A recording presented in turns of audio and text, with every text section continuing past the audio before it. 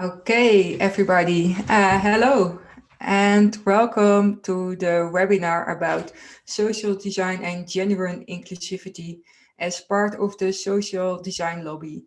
The Social Design Lobby is initiated by Kade Clubhuis and Foundation VR. And yeah, I want to thank them for welcoming us tonight. Doing this evening. My name is Leonie Schepers. I'm a designer and volunteer at Eindhoven Kan. That is a local department of Kick-Out Zwarte Piet. And I will be monitoring this evening. Behind the scenes, we have Bernard Langer from Foundation VR. You cannot see him, but he is making sure that everything runs smoothly tonight. So thank you, Bernard, as well. Tonight, we're going to talk about inclusivity and design, genuine inclusivity and design. The word inclusive is a word that's often being used in our sector. But what do we exactly mean when we use it? Who do we listen to when we make our design decisions? Who do we include in our design process? And who do we exclude in our design process? How inclusive was the education that we followed? And in what way does it shape and in what way does it shape the way we design the world today? Those are all topics that will come across tonight. And I'm very grateful that we have three wonderful speakers tonight who are willing to share their experience and knowledge about us. The first one will be Marieke Stam. She is coordinator of Eindhoven Kan, the local department of Kick-Out Zwarte Piet. The next one is Reo Jungyung. She is a designer and on a journey towards a more inclusive world. And the third one is Kaylee Rosalina, an educationalist who puts racism on the agenda in companies and educational institutes. The evening will start with 3 talks and a Q&A panel session afterwards. If you have any questions during the presentation, write them down with the Q&A button underneath your screen. And if you have a question for a certain person, put a name in front of the question. For example, if you have a question for Kaylee, put first type on Kaylee and then the question. We are going to kick off with Marieke Stam. She was active with Eindhoven Kan since the beginning, and she also experienced this. She was also there during the riots at the Catharinaplein in 2018 during the protests against Zwarte Piet. She can tell you all about the journey that Eindhoven is or is not taking to remove stereotypes of our tradition, and what responsibility designers could and should take inside this inside this process. Marieke, are you ready? I don't hear you. I think you're on mute. I am ready, I guess. Yes. Okay, then I will give the stage to you. I'm not really very much used to giving presentations via Zoom, so this is a little bit new for me also. But yeah, I am part of Eindhoven Kan since November 2018, where we organized the first protest in Eindhoven. And that was, like you were talking about, riots. We met a lot of resistance and violence speaking out about blackface in Eindhoven. And since then, we have been in contact with several, with municipality, police, with political parties, with organizations and institutions within Eindhoven to talk about institutional racism, and also how we can kick out Zwarte Piet or Black Piet, because we view we view Black Piet as a part of institutional racism. So Black Piet is more like, it is a symptom, but it's a symptom that is very much in your face and very much, very racist. So, and it's also supported with a lot of with municipals and national subsidies. It is facilitated. It is all over the media. So this is not only, I don't know the word, but this is more than only a tradition that individuals choose to live by or not live by, because actually you don't have a choice. Okay, I looked up actually a definition of institutional racism. It's from Me and White Supremacy from Leila F. Saad. And she writes about this, that she uses the word white supremacy, and white supremacy is a racist ideology that is based upon the belief that white people are superior in many ways to people of other races, and that therefore white people should be dominant over other races. White supremacy is not just an attitude or way of thinking, it is also extends to how systems and institutions are structured to uphold this white dominance. So this is, in a few sentences, what institutional racism is about. We have been talking about changing the character of Black Piet in Eindhoven towards a figure that's not racist anymore, and this has been a process of 2 years now.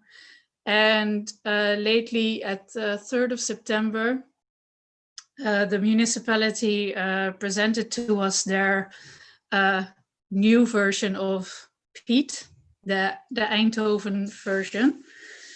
And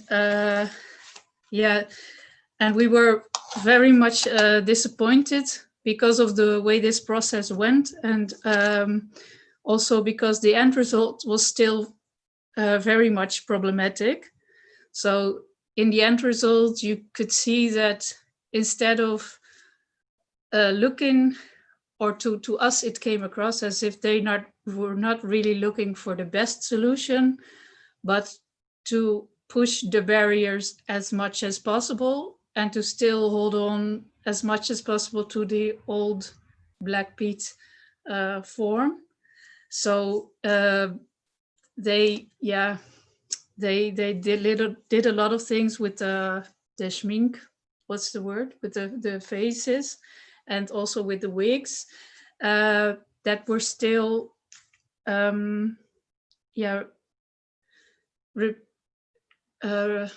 repeating the image of Black Piet as a person of color. So by the way they also appropriated black hairstyles, using black wigs with curly hair instead of the afro hair still gives the effect that when you see the image of the Eindhoven Sinterklaas with his Piets, makeup, thank you, someone else, the makeup of the feet, of course. When you see the image, you still see a white elderly man with his Piets that are reminding of people of color and not of a figure that's not problematic. So they still, what I was saying about the makeup, it's the effect is still too dark. So like I say, you can, we promote the chimney Piet. Chimney Piet has no wig to avoid appropriating any kind of hairstyle or any kind of racist form. And the chimney Piet only maybe has 2 or 3 chimney marks on his cheeks, but you can also misuse this and use that much chimney marks that you will have the effect that the skin is of a darker complexion, it seems of a darker complexion. And that these are things you can do to push the boundaries as much as possible, which they did. They still use the black underground and shading.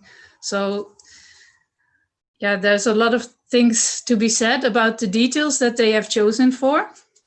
And then how did a lot of things also already went wrong in the process, because we were actually left out of the process, or in a manipulative way.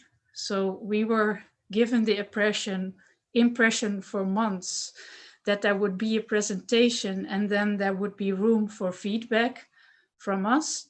But then at the moment the presentation was there, they just said, no, there is no room for feedback, and this is the end result, and you have to deal with it. This is it at 9 o'clock tonight, because the presentation was at 7 o'clock. No, 6 o'clock. At 9 o'clock, this will be in the press and this will be out in the open, and just deal with it. And yeah, obviously this is a really wrong approach. And yeah, how things like this can happen, I think.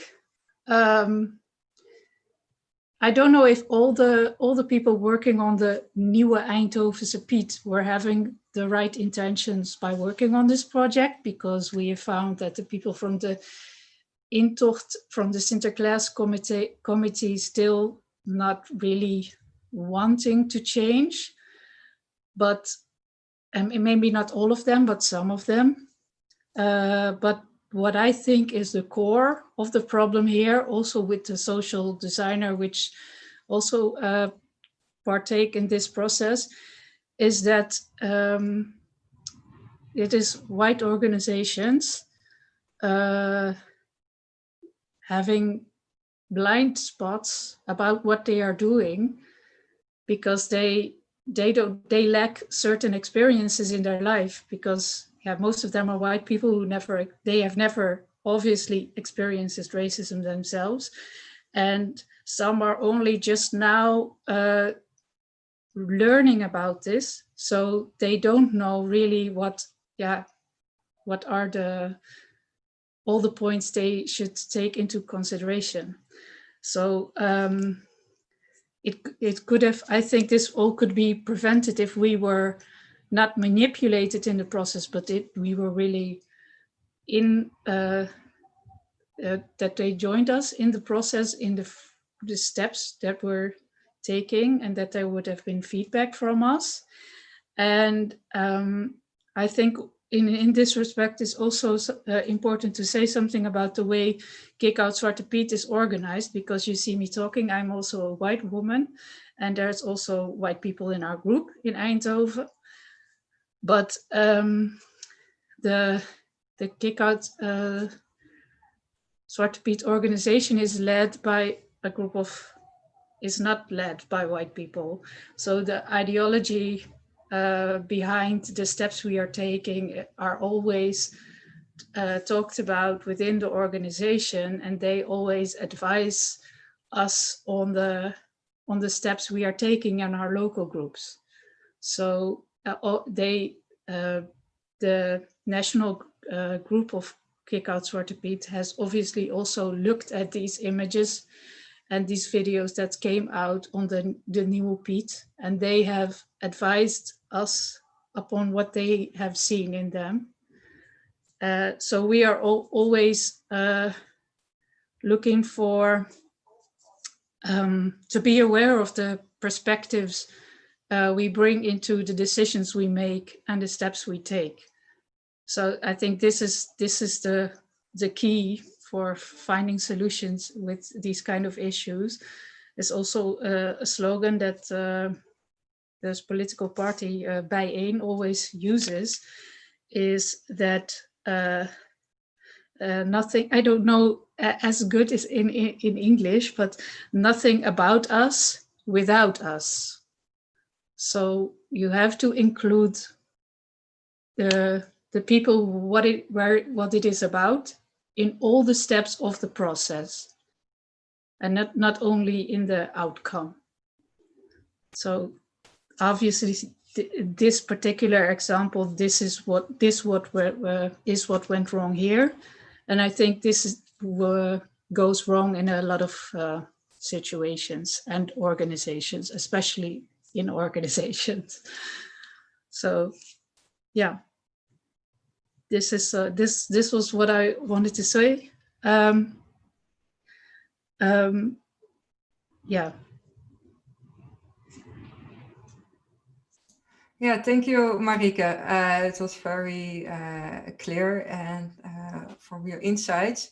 I see some questions here, and we will.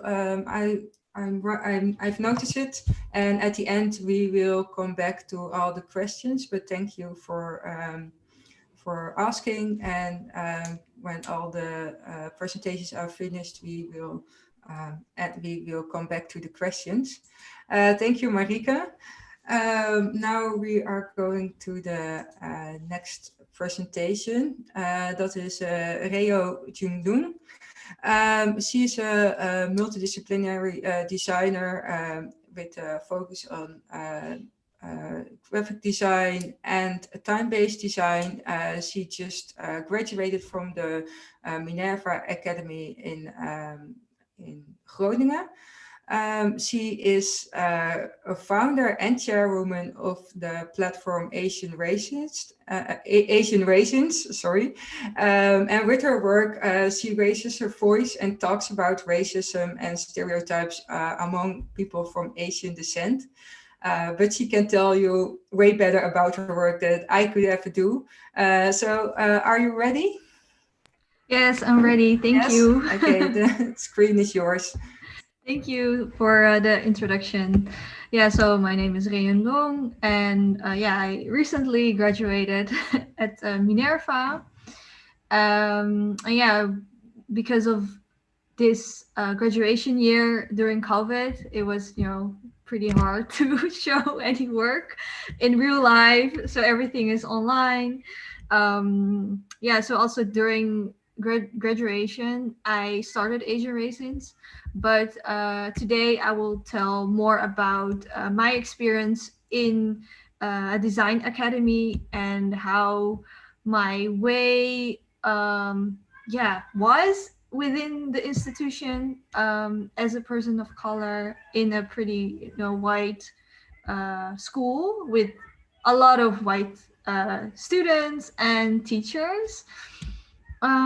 So yeah, before I could start my graduation project, I talked about why I wanted to do this topic about awareness for Asian racism, and my experiences weren't taken seriously at all. So teachers and students, they questioned my experiences, and I once again heard, it's not that bad, right? And it's not racism, it's just all fun and jokes.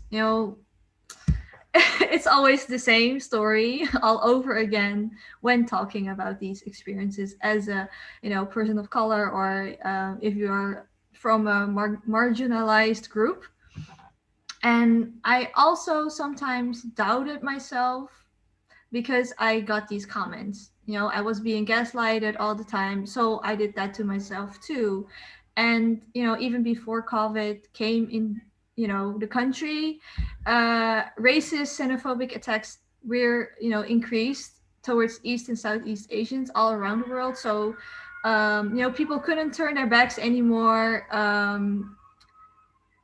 About the racism that East and Southeast Asians experienced, because it was always being gaslighted, but it was here all along. So today I want to share my end presentation video, because I think a lot of topics and things, my whole journey, it really explains why I did it. And it has English subtitles, and otherwise I have also a link if the quality is not that right, because Zoom. So I will share my screen now. Let me see. Yeah.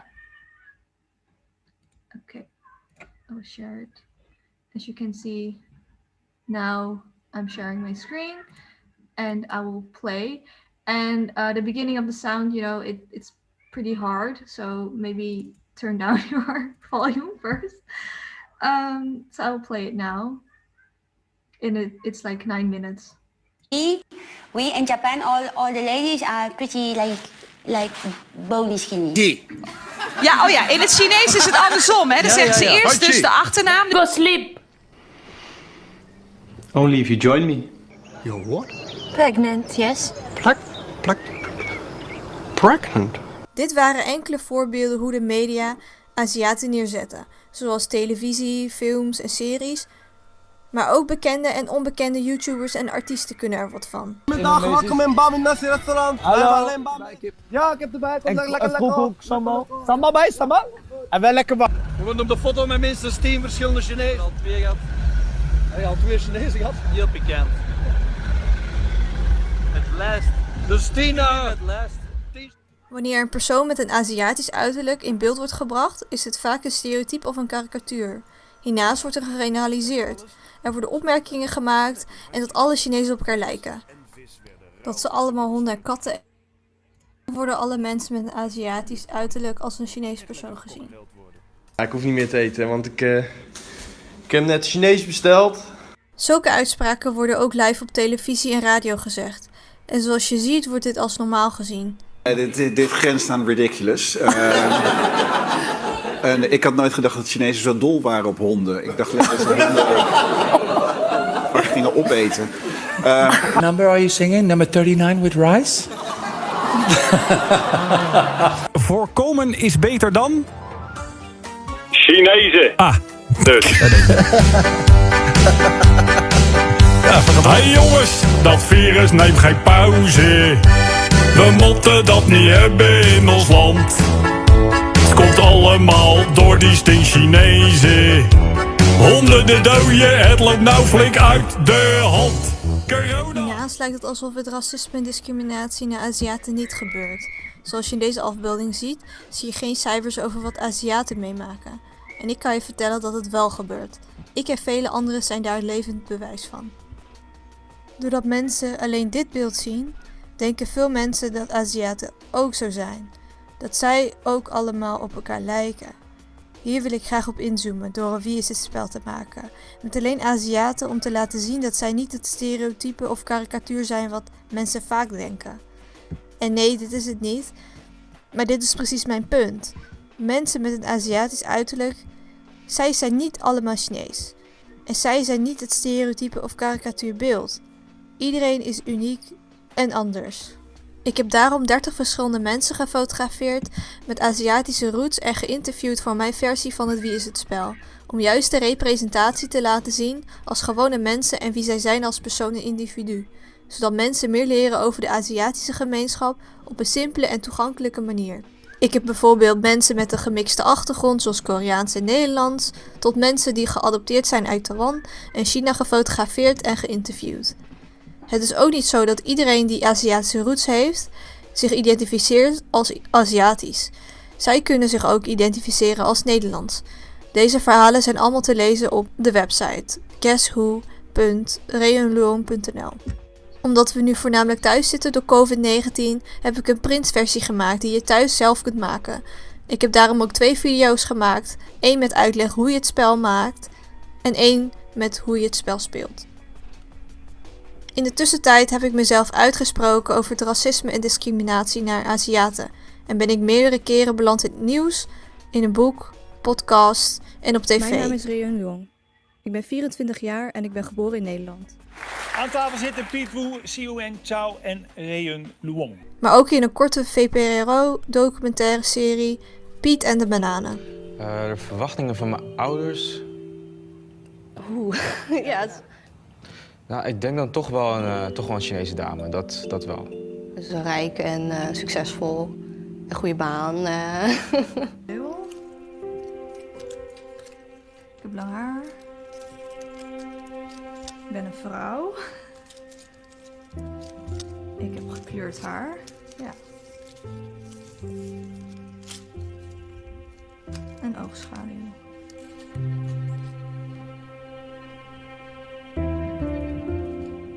Dit spel is een Wie is het spel?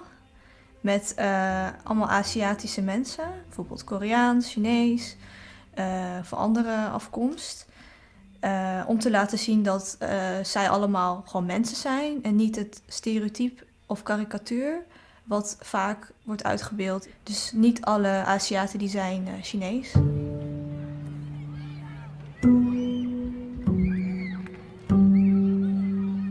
Ik heb mijn hele leven te maken gehad met racisme en discriminatie. Op de basisschool al begon het. Van dat ik spleetogen had. En dat ik kat eet en hond. En dat ik dus vies was en stink. En dat ik hier niet hoor in Nederland. Dat ik terug moet naar mijn eigen land. En ik begon dat ook te gaan geloven. En daardoor schaamde ik mij voor mijn bestaan. Toen ik 8, 9 of 10 jaar was, toen kwam ik uit school. En er kwam mijn moeder naar mij toe en die zei tegen mij: kut Chinees, waarom zit je mijn kind nou te pesten? En ik had helemaal geen idee waar zij het over had. Maar zij zag me aan voor iemand anders. Dus een ander Aziatisch meisje op dezelfde school. Het was heel erg kwetsend wat er gebeurde. Maar ik wist ook niet hoe je erop moest reageren altijd. Want wij kregen thuis te horen van laat het maar en sta hoger. Je bent beter dan hen, dus laat ze maar. Maar als ik terugdenk, dan denk ik van waarom heeft niemand er ooit wat tegen gedaan of van gezegd? Want ik begon ook te schamen voor wie ik was en ik wou niet zijn wie ik was.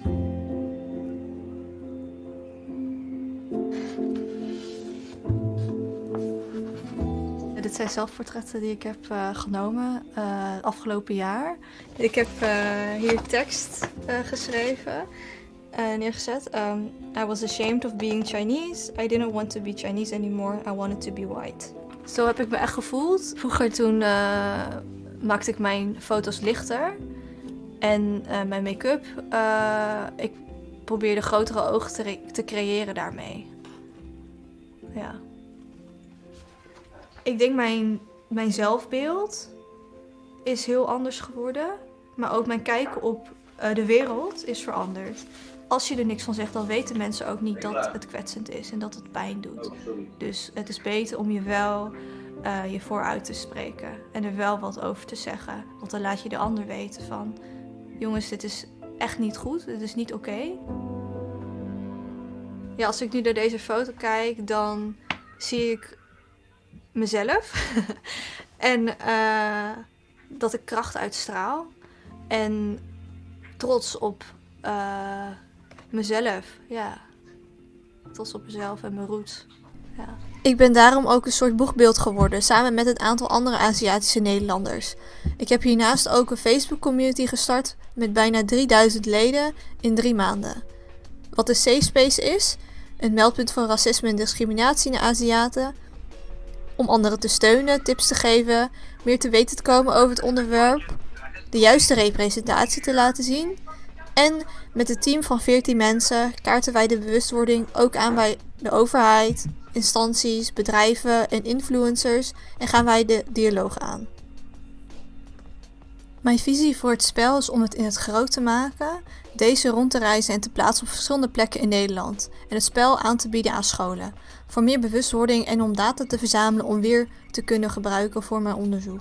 Ik omschrijf mezelf als een flexibele en multidisciplinaire ontwerper, omdat ik snel kan schakelen en mij in kan zetten voor veel verschillende dingen, van het maken van animaties, video, fotografie en het regelen en stylen van fotoshoots, tot het maken van websites, huisstijlen en drukwerk. Ik voel mezelf zeker activist, alhoewel ik wel een activistische rol hierin speel. En dit gaat om mensenrechten.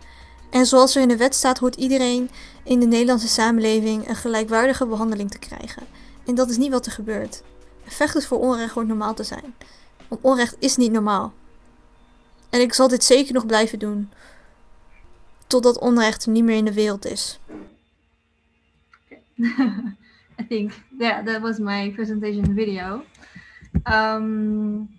When I had my paper presentation, my teachers were convinced about my project, and they finally told me, oh, this will be fine and everything will be okay. And when you are at De Wereld Draait Door, which is the TV show that you saw also in my video, then you made it. And a week later, I was asked to be at the show together, with Piet Wu and Siu Yan, and which is also I think the first time that East Asians are at the table in mainstream media.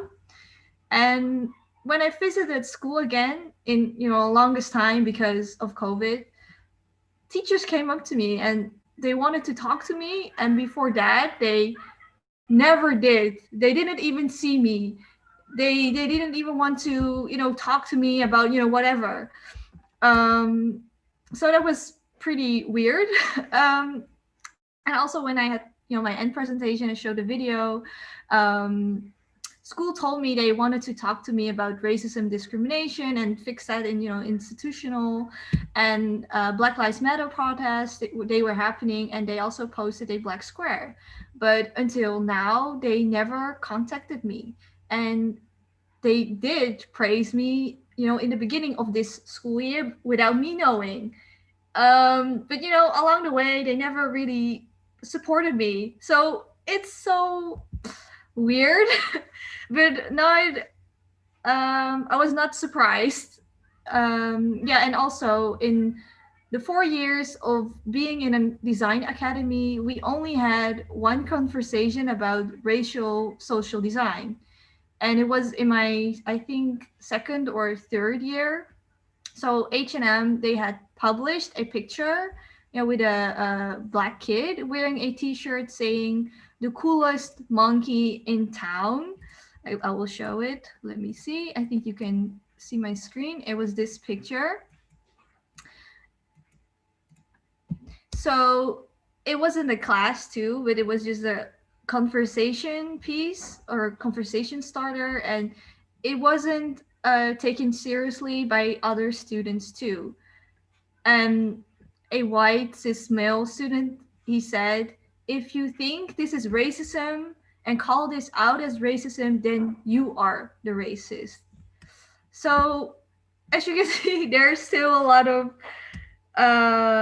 things, and these subjects, they need to be talked about and be taken seriously within the design academy. But I was happy, that at least we had one conversation about this, and the teacher, which was also a white cis male teacher, he told us that designers have a big responsibility in the design world. But that was it. We didn't talk about being inclusive, representation, and how we as designers can be part of the solution. And yeah, there is still a lot of white fragility happening, and it's not taken seriously at all. And yeah, school was a white space with a majority of white students and teachers, and there's a lot of microaggressions happening, and there are so many things that I can tell you, but the time is running out. But yeah, what I want to say, it's also not up to marginalized groups to create awareness about topics like racism. And just like Marieke said in her presentation, please also include marginalized groups when wanting to create and visualize stories as as a designer. Yeah, I think I said a lot of stuff, but I think Kaylee can talk more about how to create a inclusive space and how to put these topics within the institution. So thank you for listening to me and my story. I will give the space to Kaylee.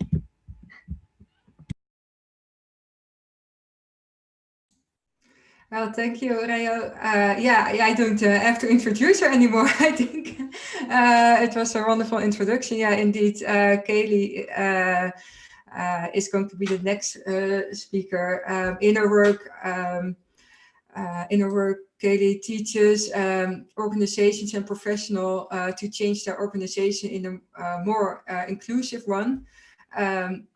For this, she combines her scientific background and practical work experience and personal insights. Yeah, are you ready, Kaylee? Yes, thank you. Yes, perfect. Thank you. I'm gonna share my screen with you. 1 second.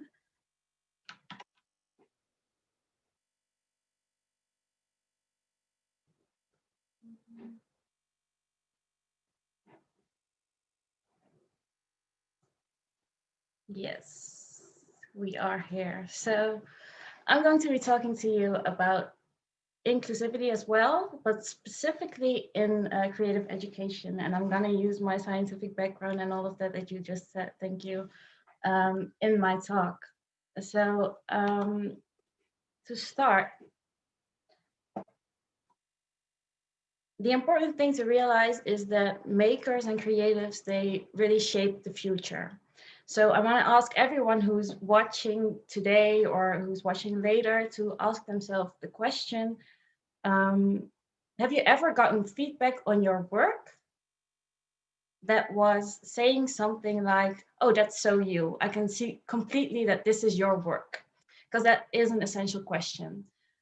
Before anything manifests itself in this world, it is imagined inside someone's mind.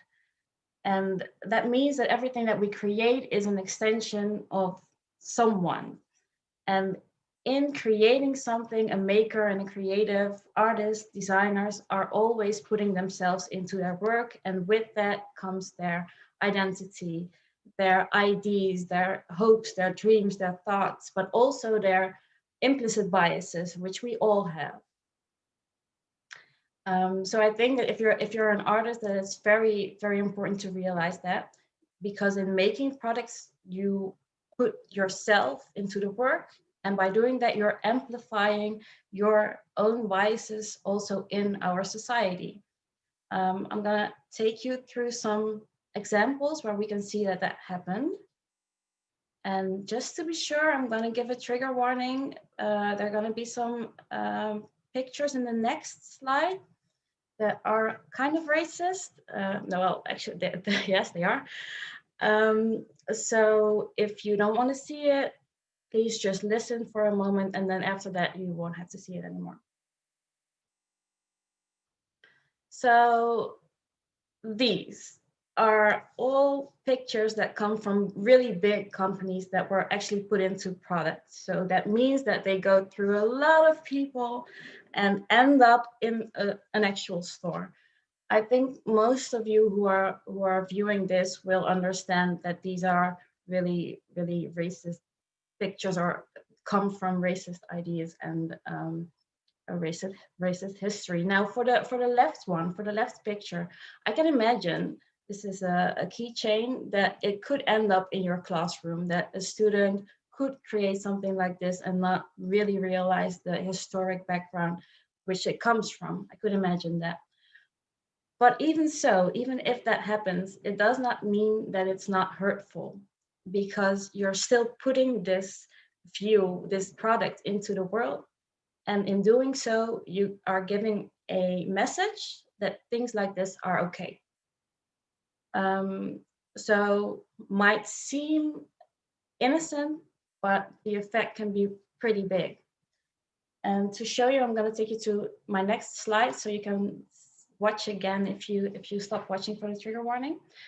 And this is a video that you might have seen. I'm going to show it to you.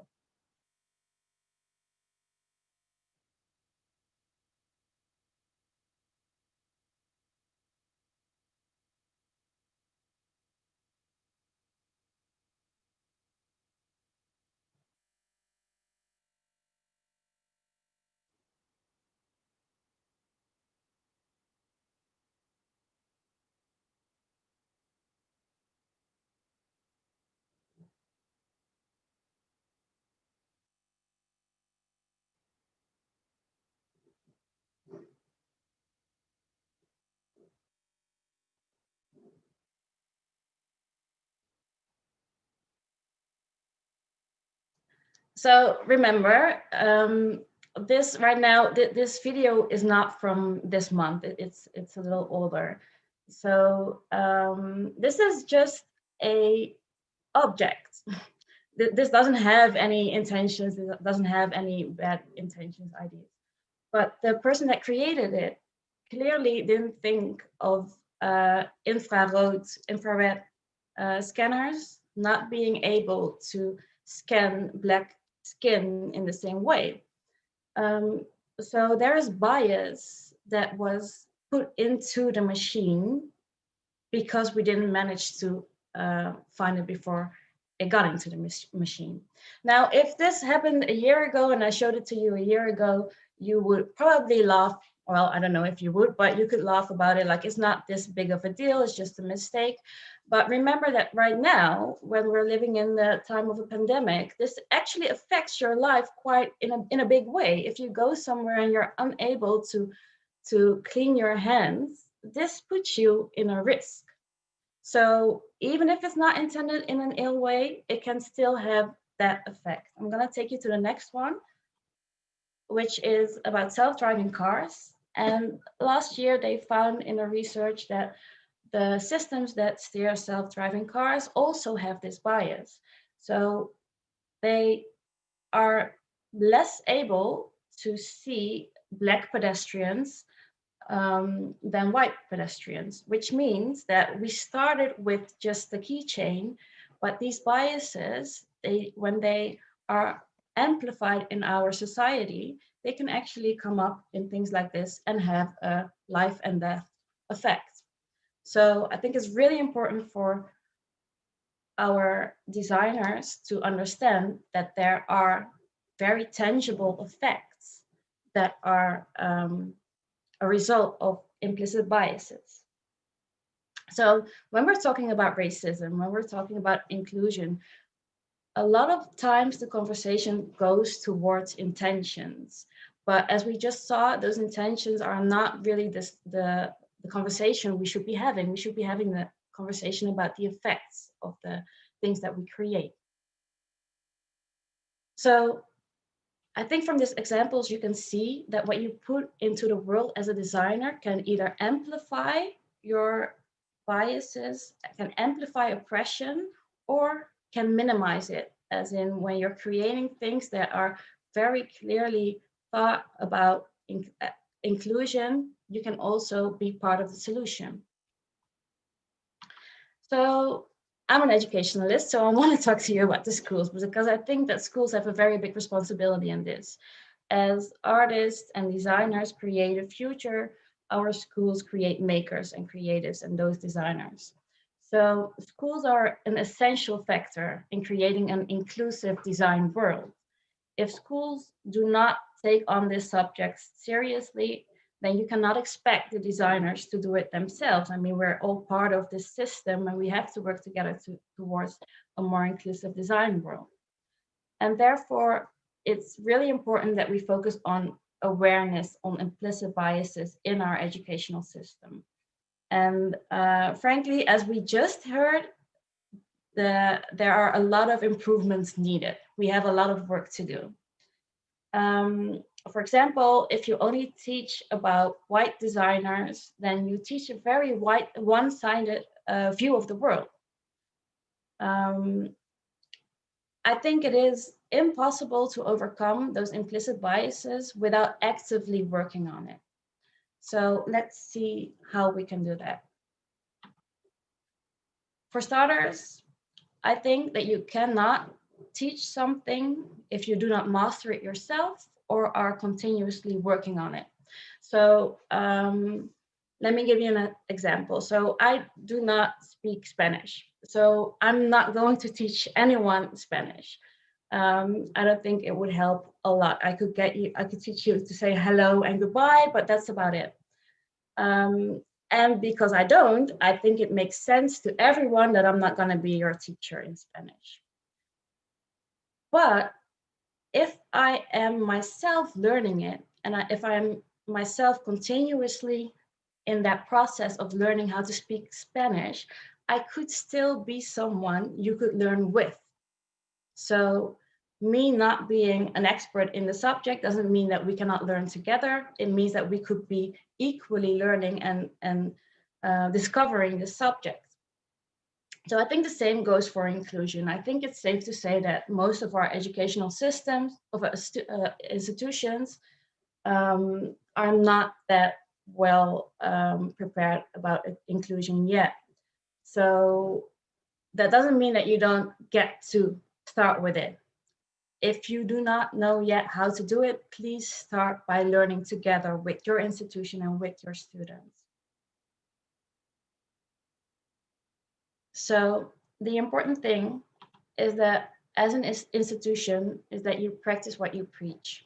Because if you are saying to your students that it is important to be an inclusive designer, as we just heard, but you're not actually in an inclusive environment, your teacher or your school is saying one thing, but they show that they're doing something completely different. And you're not going to believe, you're not going to be motivated to be that inclusive designer that your school says they want you to be. So for schools, for teachers, for everyone within the educational system, it's very important to not only say we need more inclusion in our schools and in our design, but to also show that they're working on it themselves and that they're creating this inclusive environment. Now, when I come to a school or talk to teachers or talk to school boards, I get three common replies, that I usually get when they are hesitant. And the first one is, we don't have a problem. We encourage everyone to be themselves. And if it happens, if there is racism going on inside our school, we have a very good protocol to handle it. So no, we don't really have a problem. The second one is, we are here to teach them the crafts. We are about design, and this is just a societal problem. We shouldn't go there. It's a problem of society and not our responsibility. And the third is, this is not a priority for us because we don't have time, or we don't have space, or we don't have money. They usually don't say that literally, but that's the underlying message. And we are already asking so much of our students and so much of our teachers, which is true. We ask a lot from our educational system. We ask a lot from our teachers. But at the same time, not working on inclusion means that you're also asking even more of your students and teachers of color. So that's really important to also realize.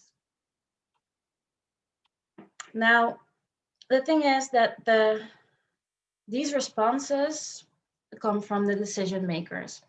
And those are the ones who usually don't experience the negative effects of a lack of inclusion themselves, which makes them reluctant into taking action. Because why would you rock the boat if you don't really think it's needed? But we have to talk about this. And when we talk about genuine inclusion, so genuine meaning we are actually working on it and not just talking about it, we also have to have a conversation about power. Because when those in power are the ones who are making the decision and they don't experience the effects of racism within your educational system, they're not going to make a change. So we have to also talk about power when we talk about genuine inclusion. And here in the Netherlands, the word power seems to be a dirty word. For example, I don't know if you remember, but a few weeks ago, I think, our prime minister in his press conference about COVID said, well, please don't, I'm not the boss. We're all adults here, so I'm not the boss. Which shows that this is a word that we don't feel comfortable with. But there's this thing. You have two things. Talking about power and actually having it, those are two different things. Because not being comfortable talking about it does not mean that it doesn't exist and that it's not part of the problem and thus the solution. So power can be given to you formally, and I'm talking about power to make changes. It can be given to you formally, but you can also acquire it informally through leadership. And power is, for example, in stories. It's in storytelling, and designers, artists, they tell stories. It's also in numbers. So the more people tell stories from different perspectives, the more different perspectives we see in our curricula, in education, in the media, everywhere, the more those in power are inclined to make a change. Now, everyone that's listening now, today, or is listening to this later, also has that influence. And you have the power to amplify this vision of genuine inclusion in the creative education and in the design world. So if you're a teacher, you can look at your curriculum and see, is my curriculum not only teaching things from a very Eurocentric perspective, but is it also including different stories from all around the world and different cultural backgrounds? If you are in HR or if you're a school leader, you can look at your school and you can diversify your school and create an actual safe environment for everyone that is in your school. If you're a design student, you can demand decolonization of your studies, especially when you do it in numbers. And as a policymaker, you can assess the policies on systems that recreate inequality. And don't forget that if you're a design company, you also have power towards the school, because you can verbalize to them that you have a need for more inclusive designers, and you can really have an influence by really verbalizing it towards the school. So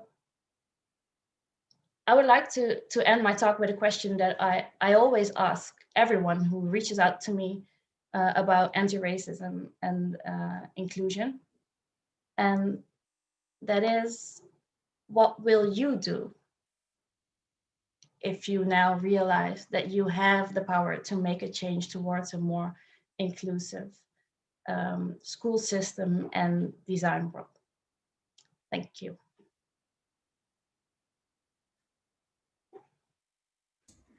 Thank you, Kaylee, on this very clear presentation, very insightful. I didn't know with the hand dispenser things, and I think it's also really good, you know, like also as a white woman, there are things that are so normal for me that you don't even realize that these things are happening. I didn't have also when Band-Aid was announcing a few months ago that they were producing multiple colors Band-Aid. I didn't have to think finally, you know. So yeah, thank you very much to pointing this out. Yeah, so it's very good to keep on realizing these sort of things. Before we go to the Q&A, I want to point out one more thing. We had a couple of very interesting speakers, and they are here now on a voluntary base. But education and even the education on racism is often being expected to be free. But it is the people who are speaking here, they put a lot of time and effort and energy in teaching us about racism. So now on the screen, there is going to be a Tiki link. And you can donate something to Tiki and donate what you want, what you can miss. If you have a bit more money, you can donate a bit more. If you have less, maybe, you know, like, and after the presentation, this money will go directly to our wonderful speakers. In the meet, I will wait for like 1 minute, so you can do that. And you can also, if you have any questions, you can post it in the Q&A. May I add something? Yes. I wanted to point out that my contribution tonight is actually for free. I am not trying to cash on this one, but so if there would be money donated, we would give it to the organization of Nederland wordt beter. This is the organization of Jerry Afrier.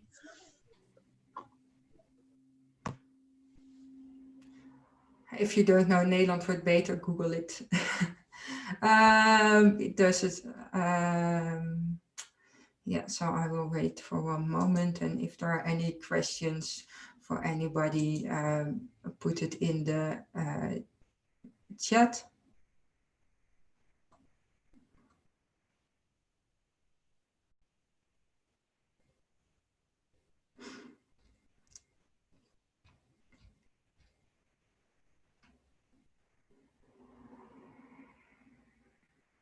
Yeah, I already see some very good questions coming in.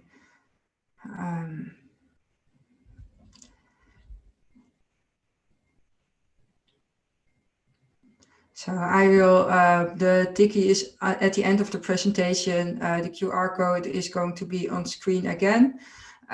So I propose to go now to the Q&A, and afterwards we will show the Tiki again. Thank you so much if you have donated, and now we are going to the Q&A with our speakers.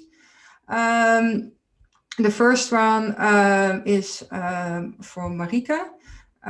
There are 2 questions, and I will just say them sort of in one. The first one is, in which way was social design included in the process? And what do you think were the reasons from the municipality not to involve your organization in the process of designing the new Black Pete? Oh, you're on mute. I'm sorry. I don't know really into detail how the social designer was included, because they didn't give us all information on all the details.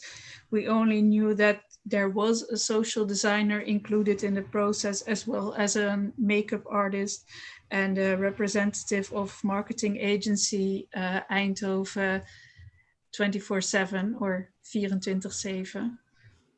And that is all we know about this. And the other, so information is power, obviously.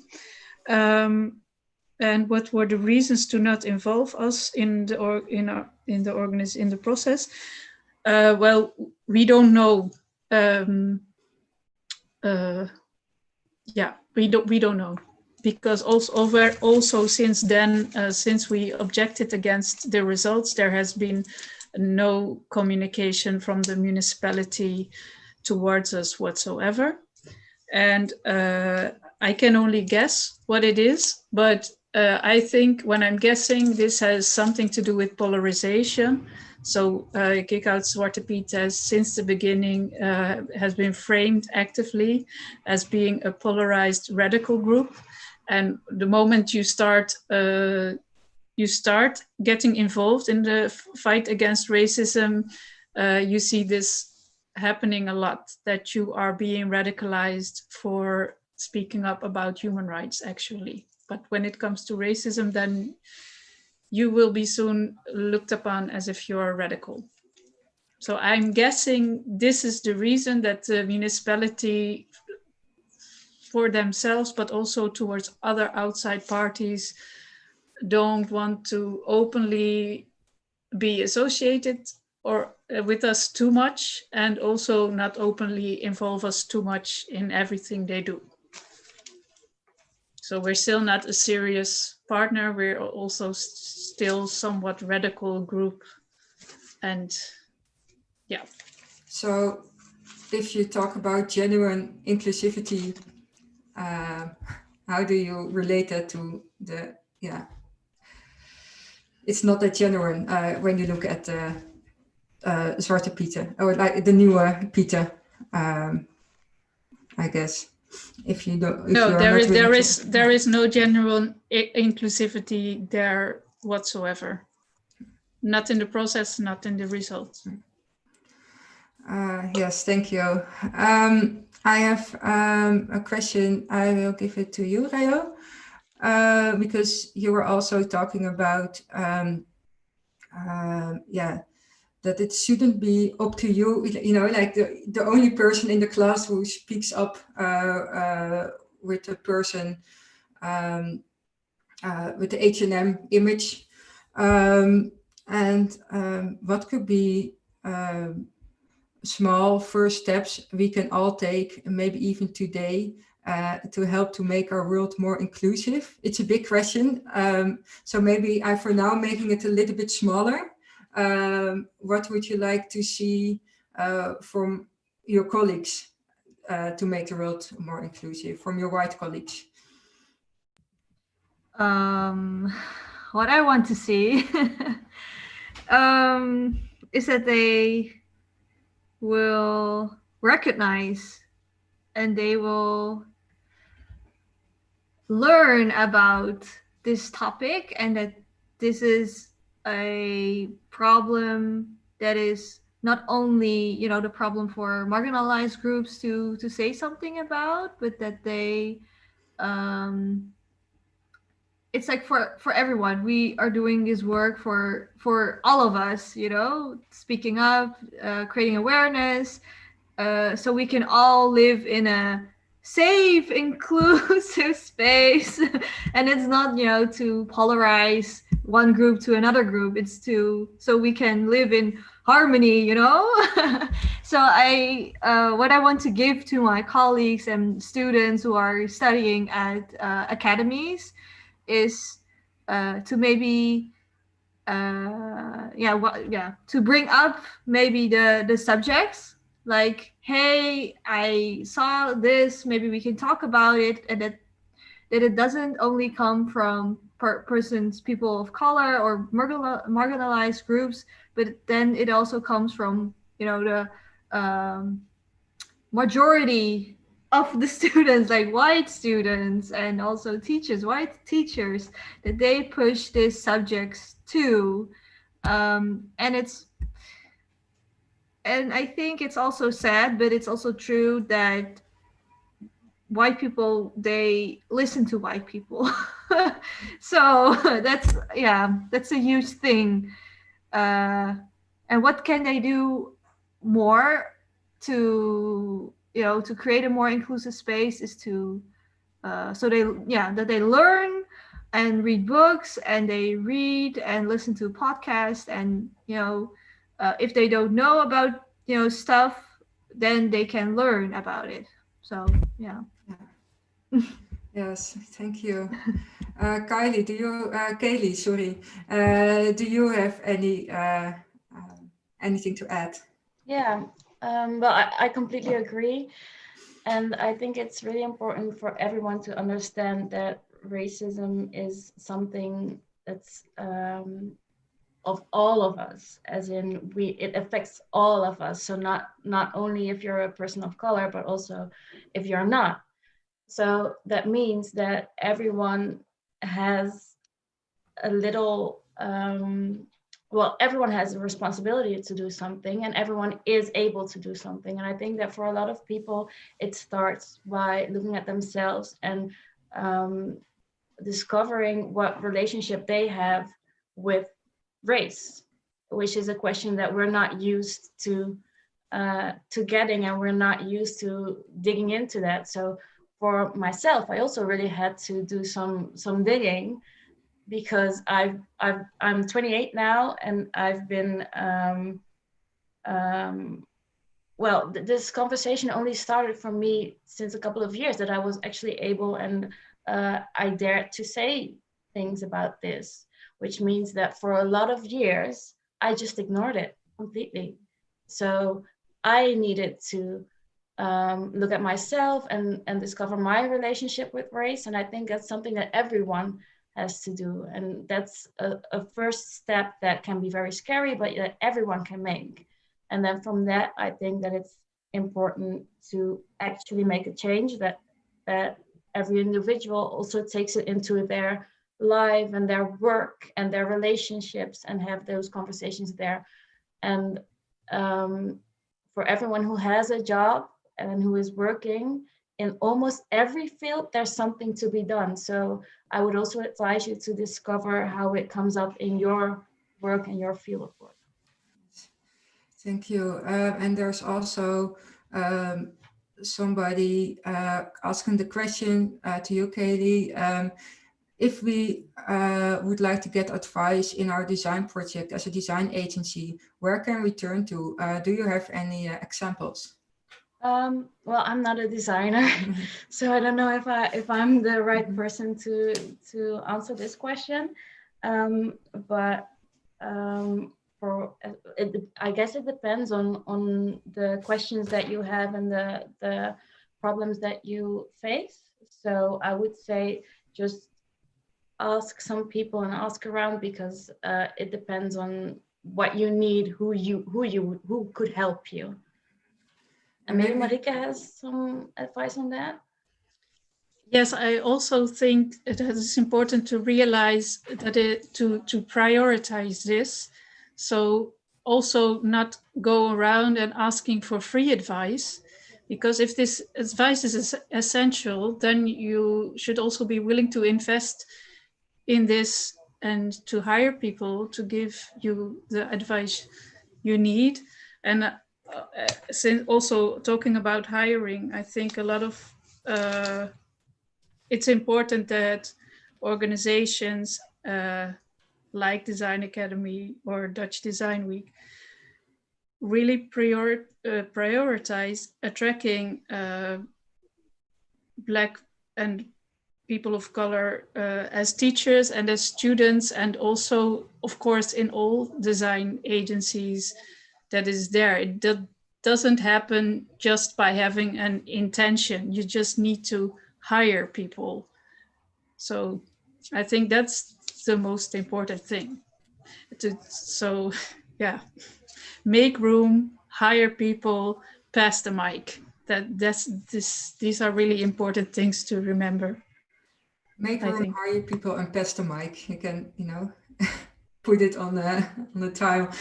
Yeah, I think Reo, you it's also a little bit what you said in your presentation about that your school said that they wanted to talk to you, but at the end didn't call you.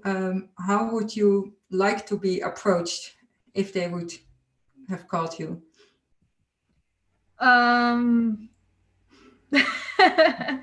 Well, I think that they're, serious about this topic, and that they really want to change something, and they really did their research about inclusivity and how they can put this on, maybe classes, or teach something about it, or maybe like guest lectures, or any.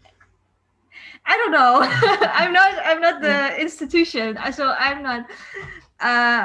not going to fix their problems. Mm-hmm. They have to also think for themselves, like, okay, how can we make more inclusive environment, and how can we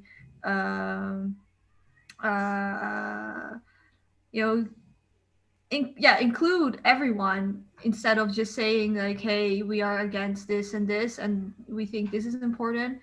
I hope that they realized what they are doing, that they have their problems in mind, like, okay, hey, we want to fix this and this and this. Maybe I don't know, some organizations, or maybe some lecture teachers. I don't know. I mean, they also have to think for themselves. I'm not the only person. I just graduated too, and So maybe that's also the advice. Don't put all the responsibility to people. Exactly. People of color. Yeah. Exactly. Yeah. And I have we had a question via YouTube coming into the Zoom. I think this one is for Kaylee. It's about the self-driving car. I'm going to read it. Self-driving cars. Well, actually, self-driving cars make a difference between force and background if the person blends in. With the background, the system will not detect if. So it's not a racial issue, right? That's a good question.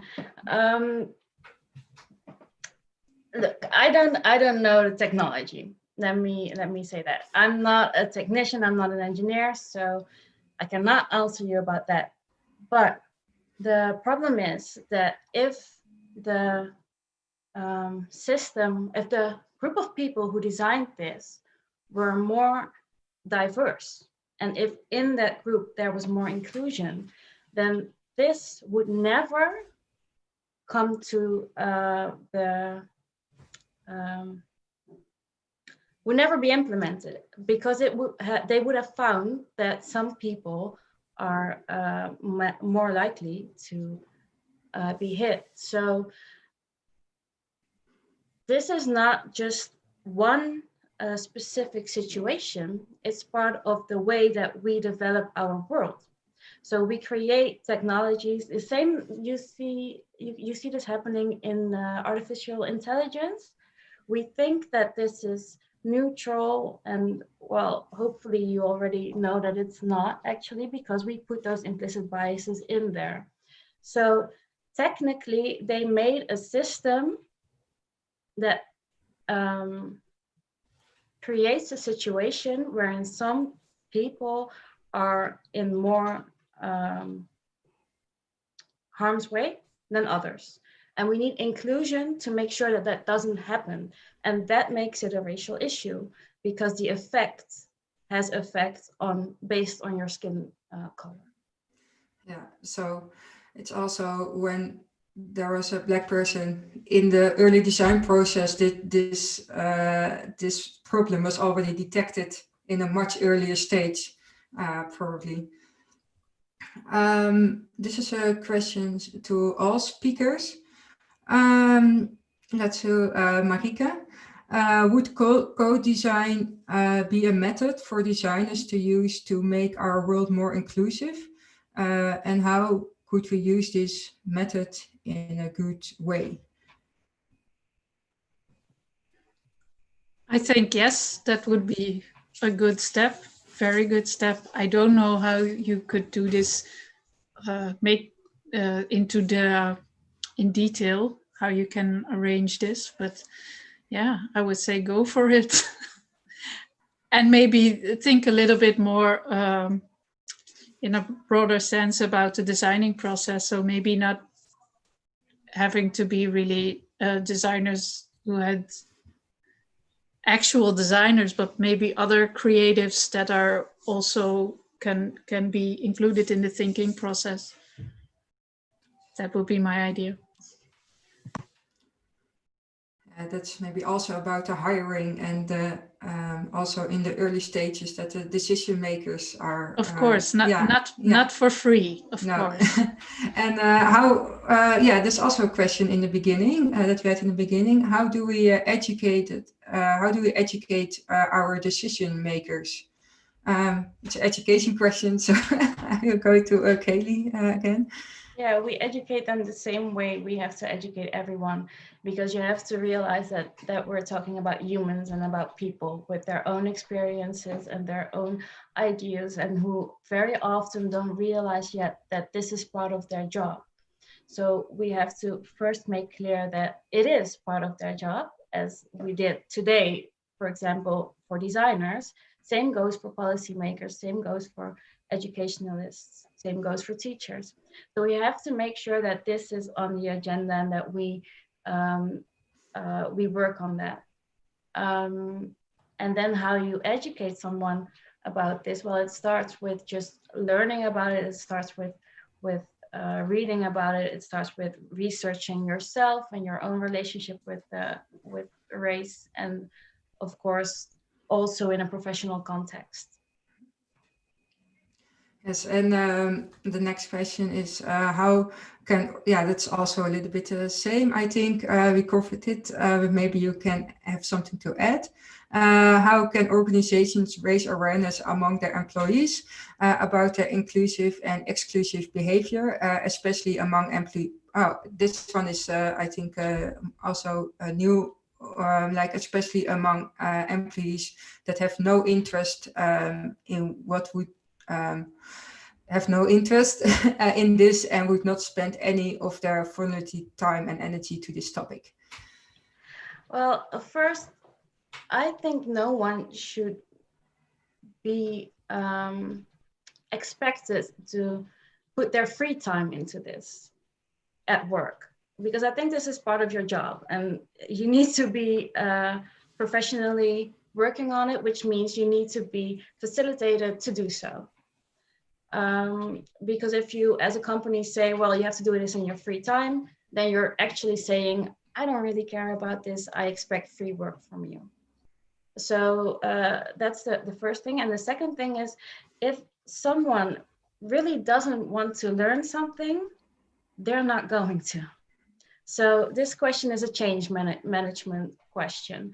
If you have an organization with a lot of people who really do not want to, there can be a lot of different reasons for why they do not want to. They can just really have ideas that are not inclusive. It could be part of their identity. They can have fear of diving into that. So there can be a lot of reasons. So when you go into the process as an organization to put this on the agenda and to make those changes, it's very important to know where your organization is at. And if you, well, I advise to find the people who are already working on it, because there are more people working in your organization that think that this is important than you probably realize, and get them together and talk to them and find the people who are maybe not as far yet that they are actually doing something, but who feel like this is important and connected to their personal values. So I always say, well, this is a marathon. Is that an English word? I don't know, not a sprint. So don't go for the people who really don't want to in this moment, but go for the people where you can see, where you can create the progress, who feel that this is important and who are willing to work on it. And if you do so, at some point, others are going to follow. Yes, thank you. I saw Marika raising her hand. Yes, I think also this, because this is also a subject, that's why it cannot be dependent only on the intentions of people or the people working somewhere. This subject needs to really be embedded in policies and in government. So like there will already have been made policies for cultural organizations to make requirements for what does their board looks like, what does their advisory board looks like, what does their management team looks like. The only thing is probably these policies aren't being enforced yet. And this is also a reason why Kick Out Zwarte Piet, for example, was also talking to President Rutte, because you can have a lot of protests saying things like Black Lives Matter, but if that doesn't become visible in law making and in policy, then this doesn't mean anything. This is just still empty quotes, statements. So. Thank you.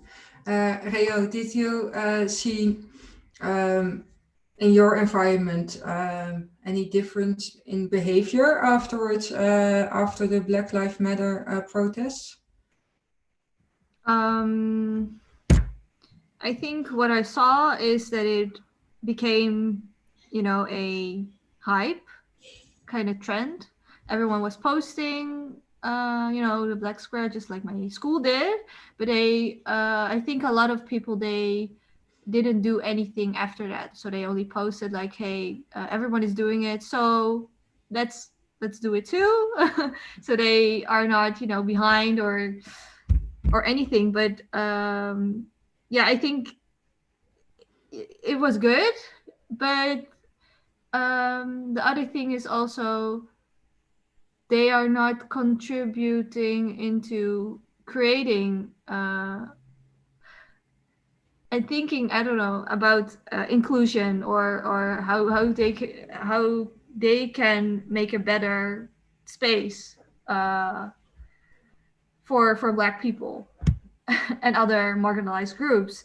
So it's sad.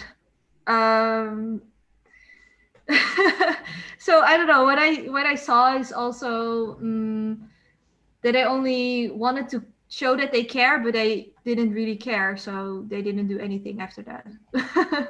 Yeah. Marika. Yes, I wanted to add something a little bit. It's like that indeed, when things become a hype, also some people really try to do something, but white people sometimes have the tendency to think they can just invent things and do things on their own. But that is not necessary at all, because there's a lot of grassroots organizations from Black people and people of color, and they are already working with this. So it's more important, instead of just inventing something new, it's more important that you try and support what these organizations are already doing in the place where you live or in the Netherlands. There's a lot of organization, and these people are working from experience. And the other thing I was trying to say is that we in Eindhoven, we had 1,700 people this year at our Black Lives Matter protest, which was organized amongst others by Kick Out Zwarte Piet Eindhoven. And so we are really calling up on people like, okay, this is almost November again. Are you also going to show up for the Kick Out Zwarte Piet protests? Because when you've been at the Black Lives Matter protest and think you cannot show up at Kick Out Zwarte Piet protest, then you don't know why you were there in the first place. So we call upon everybody to show up again in November. Put your money where your mouth is. Thank you, Marika. I think it is almost time. Does anybody still have something to add to close off? I see I have no questions anymore. Okay, everybody's nodding their head. Well, thanks for the powerful ending statement, Marika. And I want to thank everybody for speaking this evening. It was very interesting. I learned a lot again. I want to thank Bernard Langer behind the scenes, making sure that we were all in the image. And I will show you the Tiki link now. So if you haven't done it, transfer a little money to these people who are here to educate you tonight. Thanks a lot and have a good evening.